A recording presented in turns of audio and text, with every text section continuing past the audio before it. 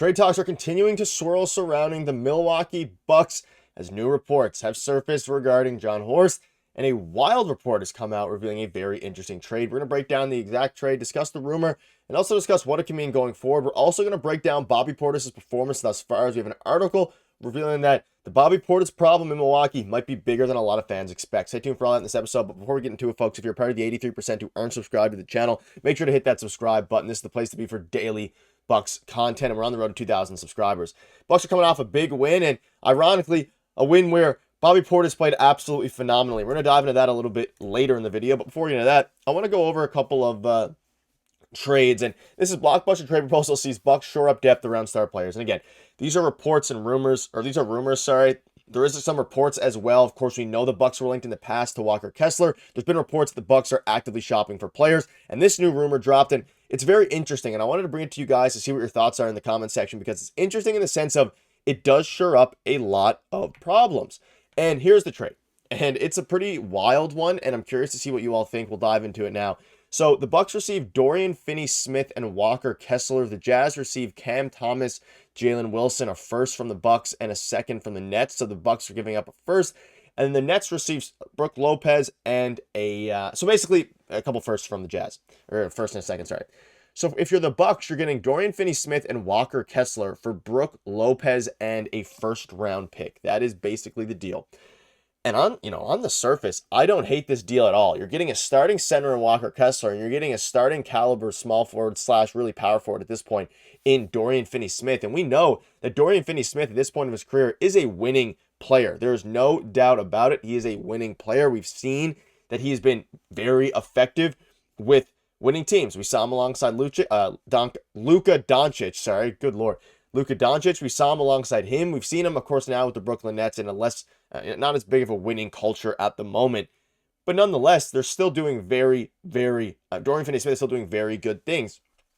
And as you look at this trade, it's interesting to me because you look at it on the surface and you're like, hey, this is a pretty decent trade. You're getting a guy, you're basically trading a first for Walker Kessler, which is fair value, and then you're swapping Brook Lopez for Dorian Finney-Smith, or you can turn those around. But again, you probably want to, either way, no matter how you slice it and dice it, it's a very decent trade for the Milwaukee Bucks. And as you look into things, you're thinking, hey, this could make some sense. Now, do the Jazz do this? They're getting Cam Thomas. They're getting, a first. So they're getting a lot of value for Walker Kessler here. I mean, they're giving up some firsts as well. But I don't hate it for the Milwaukee Bucks, which is surprising because a lot of these trades I tend to not like. And the Bucks will be giving up a good amount for this deal, but this could help solidify themselves in the East. They'd be adding in another wing player in Dorian Finney-Smith who could help space the floor and give them more defense. His shooting ability could be perfect alongside the star players, and his defense could be massive come playoff time. It would give the Bucks another wing to throw out against a team like the Celtics or the Knicks. As for Kessler, the Bucks would get younger up front. His defense ability is electric and could give Milwaukee a true rim protector. And again, I would argue Brook Lopez is a true rim protector, but not in the sense of guarding off the pick and roll and being athletic in those ways. So I think at the end of the day, I don't hate it. You are giving up a little bit, and I'm not entirely sold on when the Bucks are rolling right now. You make a trade like this and get rid of Brook Lopez, who's been a staple in your organization for a while now, especially alongside all those Giannis years. And all the Giannis years, of course, we've seen some success between the two, but I don't hate it. And it's interesting because I've been a big advocate and pretty vocal about wanting to do a deal for Walker Kessler, and I also think Dorian Finney-Smith would be nice. That being said, as you look at some of the players now, they've gotten a lot. I was high on Dorian Finney-Smith before a lot of the young guys started to step up. AJ Green, Andre Jackson Jr., obviously not the same position, but just the young guys. Gary Trent Jr., like you have a lot of 3-and-D players. However, a 3-and-D power forward / wing in Dorian Finney-Smith, it would provide some stability to this team, and then it may put into question some of the usage of Bobby Portis, which we'll get into in a minute here. But losing Lopez would be tough, but he's older on an expiring deal. Kessler could give the team some insurance and the chance that Lopez doesn't resign in the offseason. He's old. He's mid-30s now. The Bucks, I think he's 34. The Bucks team is built to win now, and they owe it to their star players to go all in. This type of move could see them be much more formidable, entering the postseason if everyone was healthy. So you're getting a great defensive center in Walker Kessler who can rebound the ball well, averaging around 12 and 10, a couple blocks a game. You're getting a very good wing player in Dorian Finney-Smith, and you're giving up Brook Lopez in a first. So it's interesting.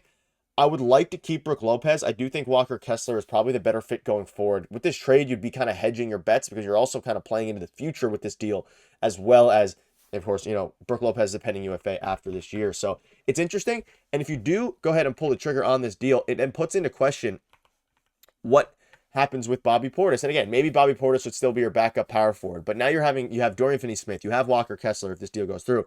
But speaking about Bobby Portis, let me know what your thoughts are on this deal. Would you do it? I think it's a fine trade. I don't know if the Bucks would do it necessarily, but I don't hate it. That pick, though, is going to be their biggest asset. So, and there's no protections on it in that trade. I would assume it'd be top 5 protected or top 10 protected. I'd like to think.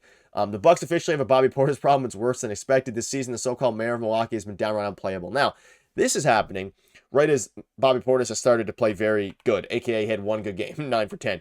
But through the first portion of the season, Portis' struggles have been hard to ignore. Shooting efficiency is down. His defense has gone from passable with energy to downright unplayable. Opponents target him relentlessly in the pick and roll, and his inability to switch on a quicker guards or contest at the rim has made him a defensive, liability, basically. None of these are new issues. He's always been a streaky shooter. Now, I wanted to touch on this because we're coming off of a game, and there's some highlights here from Bobby Portis, some good things and some bad things that he does. But as you look at Bobby Portis' game and how it fits with the Milwaukee Bucks, when he's posting up, I discussed this in the video yesterday, when he's posting up, he's not nearly as effective. He clogs the paint for Giannis. He does a lot of things like that. His defense is lackluster. When he's sitting corner and able to kind of, hover in the corner, hover around the block, and do things like that, I think he's a much better, player. You can see here, Dame drives and kicks to Bobby Portis. That's what Bobby Portis is good at. Giannis drives and kicks to Bobby Portis, drains 3. When he is sitting in the corners and alongside the wings, you can see it here. When he's spotting up, he's a great bench player, and it's because you look at Damian Lillard. He provides so much gravity. So much of the team's defenders go right to Bobby Portis. Now, when he does post-ups, there's still times where he struggles, and you can see this. He throws turnovers. He forces the issue. So I think that Bobby Portis is going to ultimately be fine, but I don't know if it's with the Bucks. And if he can figure out a new role and to bring some more energy defensively, but also doing what he was doing in that video there and sitting, in the corner and being less of an actual on-ball threat, which is fine, because if he can just be a stretch 4 that is good on the O boards and a decent rebounding, things are fine. And looking at some of the advanced stats, the Bucks have a net rating of minus, this was of course before yesterday's game, so I don't know how much it went up, but minus 7.45 in the 492 minutes. And with him on the bench, the Bucks are a plus 6.81. And defensively, they're giving up 6.4 more points on defense when he plays and scoring 4.3 fewer points when Portis plays. So he's not great, and the team is worse with him on the floor. The field goal percentage is worse, and again, I think a lot of it's due to the fact that he forces post-ups, he forces passes. He's not a good passer. He's a good rebounder and a good shooter. He can shoot the mid-range well.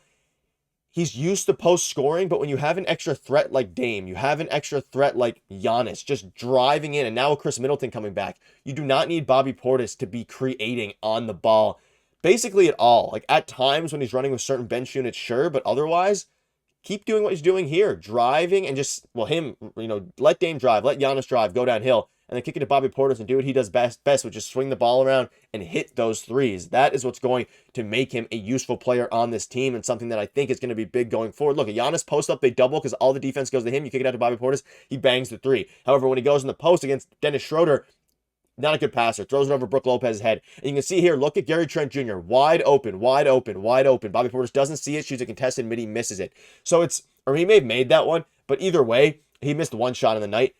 And this is not to, criticize Bobby Portis. He's a great player. But if you can use him in that way, let him sit around the corners, even spot up mid-range a little bit, and just let the defense collapse towards Giannis and Dame, and then you be the one who hits the shot and reap the benefits from that, is going to be interesting. But that'll wrap it up. Let me know down below what your thoughts are on all this. And again, hit the subscribe button. This is the place to be for daily Bucks content. Team's 14 and they're above 500 again. They got 14 wins. Things are looking up.